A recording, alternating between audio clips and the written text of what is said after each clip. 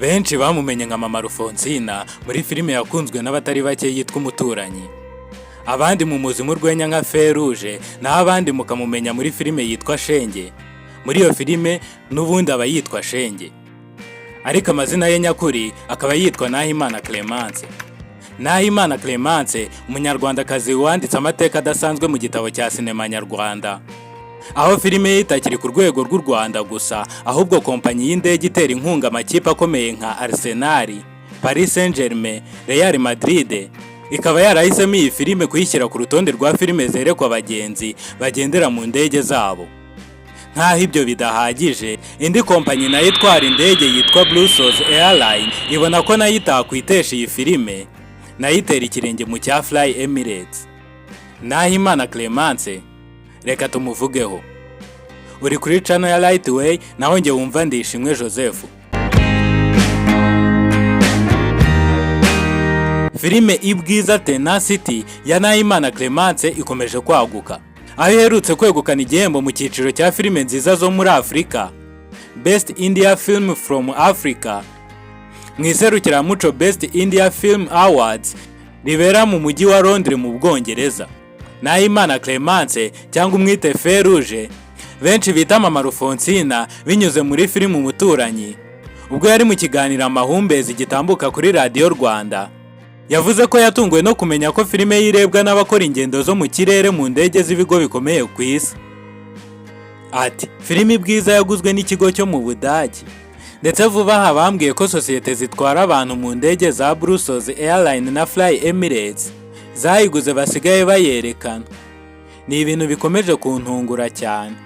Uretse abo mu Budage bayiguze, Zacu TV nabo bayifiteho imyaka mike. Ubu umunyarwanda uyishaka yayibona kuri shene ya televiziyo ya Zacu TV. Ahandi wayibona keretse ugiye mu ndege. Ejo bundi Willy Misago yampaye amafoto bari kuyirebera muri Brussels Airline.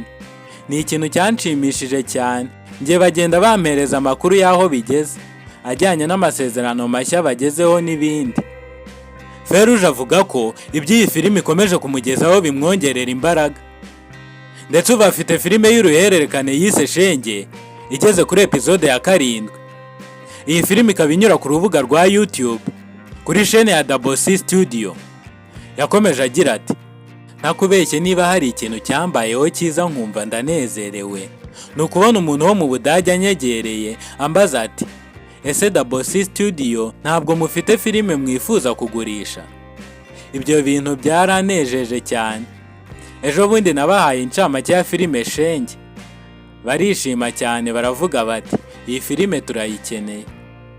Yakomeje ati, nk'umuntu wandika filime numvise icyo kintu kindemyemo icyizere, kugira ngo nkure muri ibi bintu byagorana, kuko nabonye ko hari ikintu nshobora gukora kigakundwa n'isi. Iyi filime nshya afite gahunda yo kuyishyira mu ndimi zirimo Igiswahili, Icyongereza n'Igifaransa mu kurushaho kwiyegereza abakunzi ba sinema nyafurika batumva Ikinyarwanda.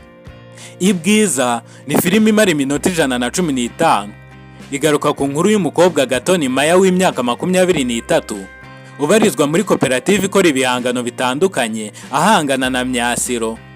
Umukire ubigurisha akabaha amafaranga make. Uru rugamba rwo kuvuganira abahanzi Gatoni Maya arufatanya n'urwo gutunga umuryango we, kwita kuri musaza we no kuvuza nyina.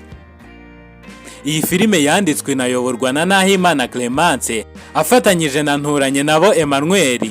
Amashusho yayo afatwa na Sibomana Gilbert, 100 pixels. Yerekanwe tariki ya 15 Ukuboza 2021 mu cyumba cya sinema kigezweho Canal Olympia ku Irebero. Muri ibi birori Nahimana yatangaje ko intego nyamukuru yayo ari ukurwanya akarengane abahanzi bahura nako.